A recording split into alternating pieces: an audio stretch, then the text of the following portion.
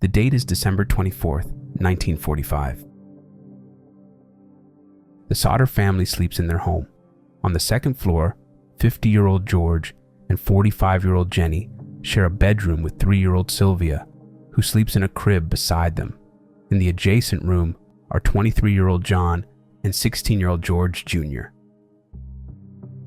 On the first floor, 19-year-old Marion sleeps on the living room couch, while in the attic, 14-year-old Morris, 12-year-old Martha, 10-year-old Louie, 8-year-old Jenny, and 5-year-old Betty sleep together. At approximately 12:30 a.m., Jenny's bedside phone rings. Concerned about waking Sylvia, she quietly exits her room, closes the door behind her, and answers. An unfamiliar woman asks for someone Jenny doesn't know, with background sounds of laughter and clinking glasses. Jenny tells her she has the wrong number and hangs up. Returning to her room, she notices something strange. The first floor lights are on. Thinking one of the children might still be awake, Jenny goes downstairs.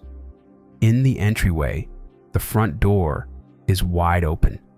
After closing and locking it, Jenny heads to the kitchen, only to find no one there. Moving through the back corridor into the living room, she sees Marion asleep on the couch.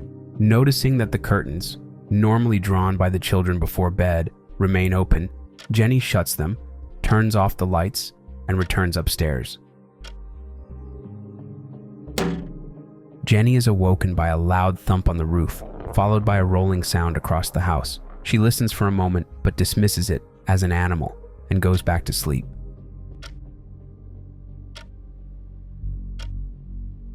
The smell of smoke wakes Jenny for the third time. She grabs Sylvia from the crib and heads downstairs to see what's happening.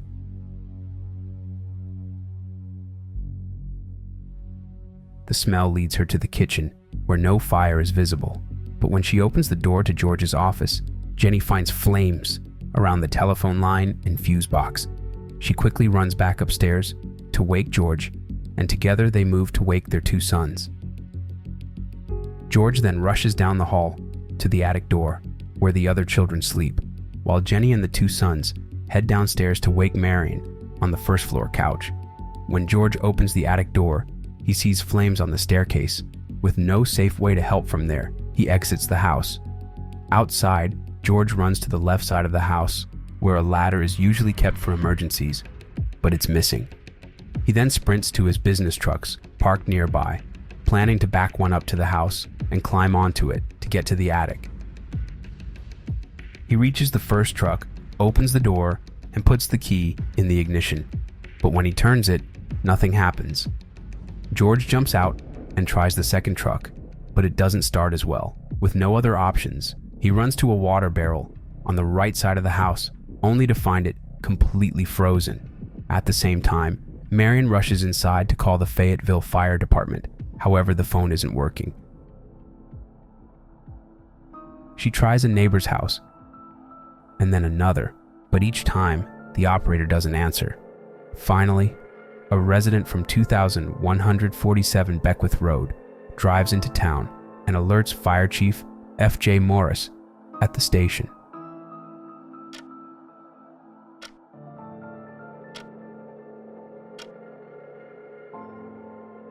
Nearly 7 hours after the fire had started, the firefighters finally arrive at the scene. However, it is already too late.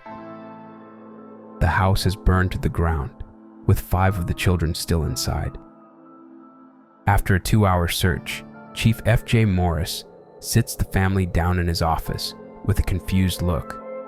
He explains that no bones have been found.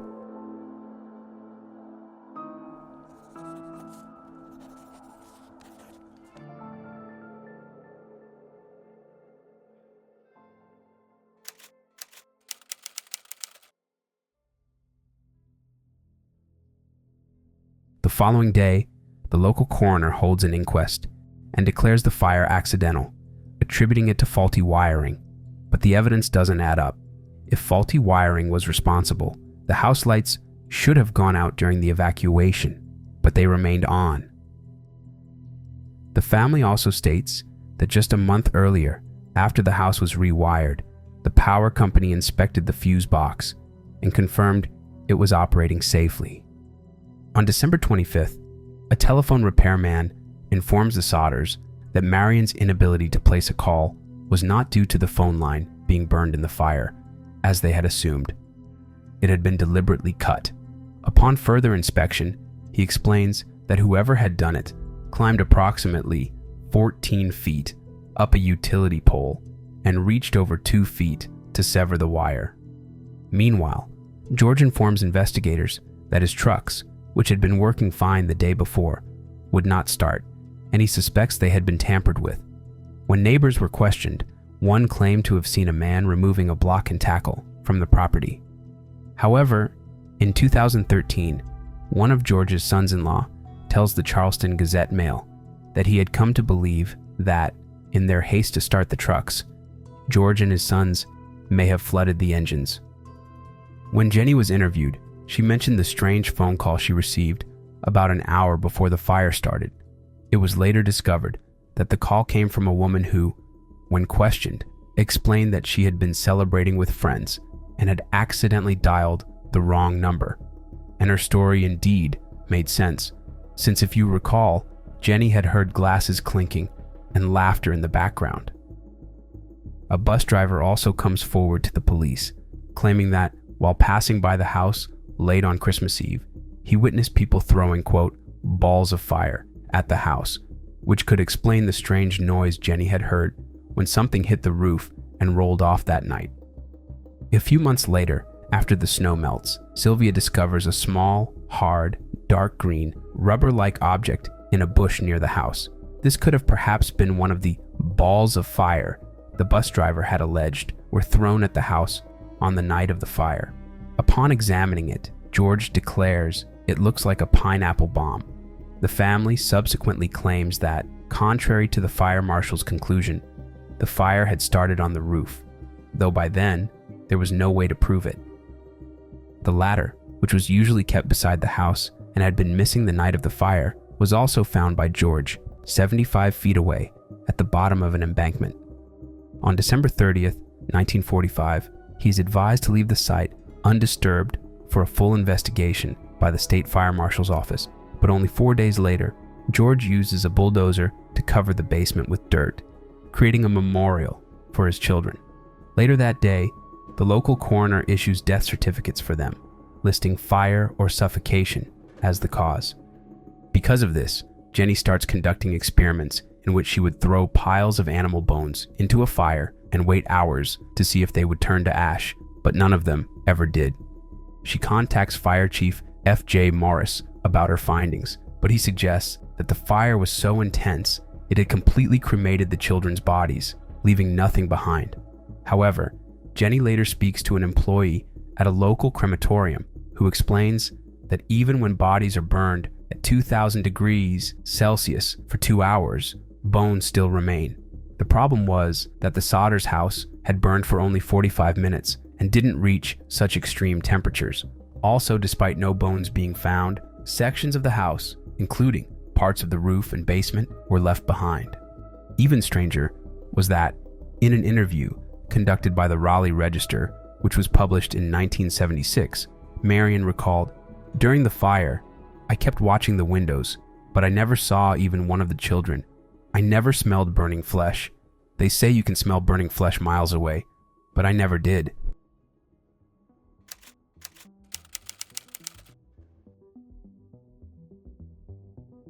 When George's older sons were brought in for questioning, they said that in the weeks leading up to Christmas, they had seen, on one occasion, a strange car parked along the main highway through town.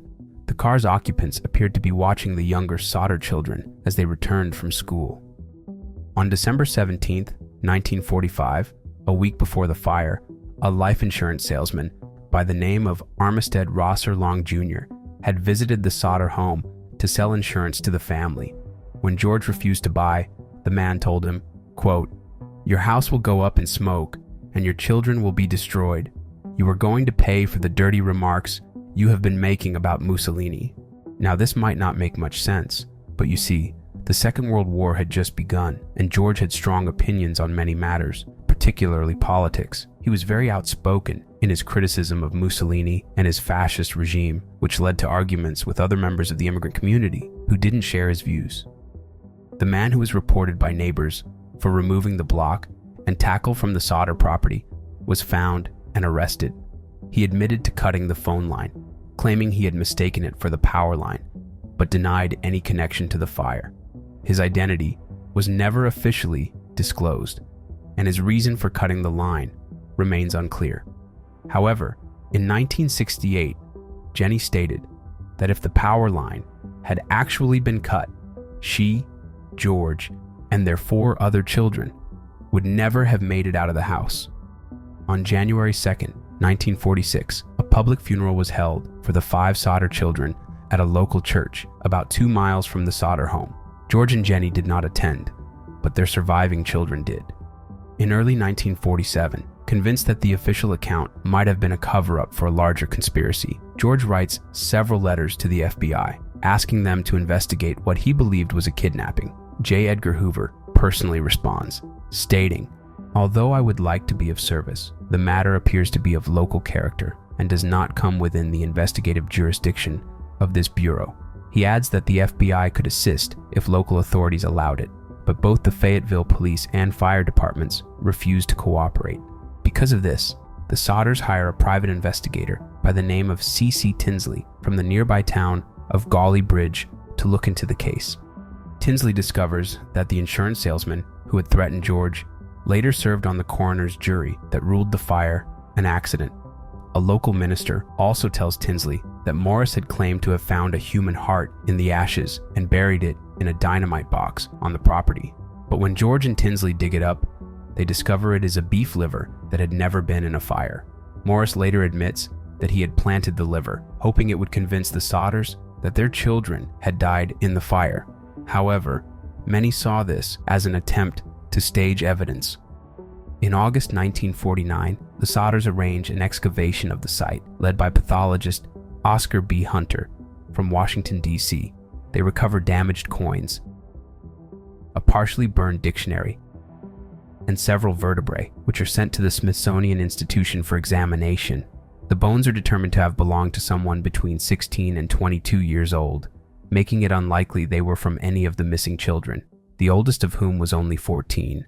The bones showed no signs of fire damage and most likely came from the soil George had used to fill the basement. In late 1949, after the Smithsonian revealed its findings, West Virginia Governor Okie L. Patterson held a hearing at the state capitol in Charleston. During the session, he declared the case closed and told George and Jenny that their search was, quote, hopeless. As a result, in 1952, the family erected a billboard along Route 16, where it stayed for nearly 40 years, offering a $5,000 reward, later raised to $10,000, for any information about their missing children. The billboard accused law enforcement of a cover-up, asking, what was the motive of the law officers involved? What did they have to gain by making us suffer all these years of injustice? Why did they lie and force us to accept those lies? In 1967, Jenny received an envelope postmarked from Central City, Kentucky, with no return address. This became one of the most significant clues, suggesting that the children had, in fact, not died in the fire. Inside was a photograph of a young man who closely resembled Lewis, who was 9 years old at the time of the fire and would have been in his 30s if he had survived. On the back of the photo was written, Lewis Sodder, I love brother Frankie a lil. Boys, a 90132 or 35. The family hired another private investigator to locate the sender, but he disappeared and they never heard from him again. There were also several witnesses, although the accuracy of their testimonies remains a matter of debate. The first happened on the night of the fire, when a woman watching from the road said she saw some of the children peering out of a passing car while the house was burning. A few weeks after the fire, a second woman came forward, claiming that on the morning of December 25th, the day after the fire, while working at a rest stop between Fayetteville and Charleston, she had served breakfast to the Sodder children and noticed a car with Florida license plates at the tourist court. On December 31st, 1945, a hotel owner named Ida Crutchfield claimed to have seen the missing children arriving at her hotel around midnight about a week after the fire. According to her statement, the children were accompanied by 2 women and 2 men, all of Italian descent. I tried to talk to the children in a friendly manner, but the man appeared hostile and refused to allow me to talk to them. I sensed I was being frozen out and said nothing more. They left early the next morning. 4 years later, in 1949, George sees a magazine photo of a group of young ballet dancers, one of whom looks like his missing daughter, Betty. He drives to the girls' school in New York City, but his repeated demands to see her are refused. Despite the various leads and few witnesses over the years, no one has ever been able to find out the truth about what happened to the 5 Sodder children on the Christmas Eve night of December 24th, 1945. It seems reasonable to believe they were indeed kidnapped, but by whom and why remains unclear.